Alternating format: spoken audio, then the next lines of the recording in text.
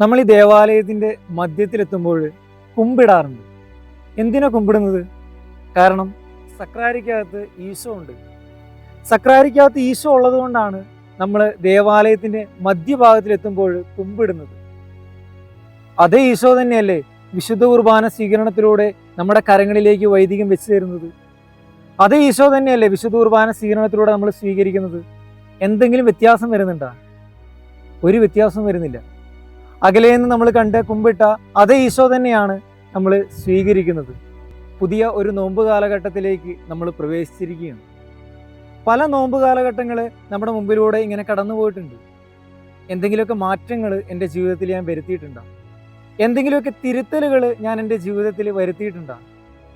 നോമ്പ് കാലഘട്ടത്തിൽ നമ്മൾ എന്തെങ്കിലുമൊക്കെ മാറ്റങ്ങൾ നമ്മുടെ ജീവിതത്തിൽ വരുത്തുമ്പോഴാണ്, നമ്മുടെ ജീവിതത്തിൽ എന്തെങ്കിലുമൊക്കെ തിരുത്തലുകൾ നമ്മുടെ ജീവിതത്തിൽ വരുത്തുമ്പോഴാണ് ഈ നോമ്പ് കാലഘട്ടമൊക്കെ നമ്മുടെ ജീവിതത്തിൽ അർത്ഥമുള്ളതായിട്ട് മാറുന്നത്, അഴകുള്ളതായിട്ട് മാറുന്നത്, മികവുള്ളതായിട്ട് മാറുന്നത്.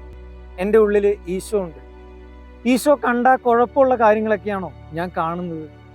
ഈശോ കേട്ട കുഴപ്പമുള്ള കാര്യങ്ങളൊക്കെയാണോ എൻ്റെ വായിൽ നിന്ന് പുറത്തു വരുന്നത്? എൻ്റെ ഈശോയും കൊണ്ട് കടന്നു ചെല്ലാൻ പറ്റുന്ന ഇടങ്ങളിലേക്കൊക്കെയാണോ ഞാൻ കടന്നു ചെല്ലുന്നത്? ഈ നോമ്പ് കാലഘട്ടത്തിൽ തമ്പുരാനോട് പ്രാർത്ഥിക്കാം, ഒരു സഞ്ചരിക്കുന്ന സക്രാരിയായിട്ട് എന്നെ നീ മെനഞ്ഞെടുക്കണമേ എന്ന്. ആമീൻ.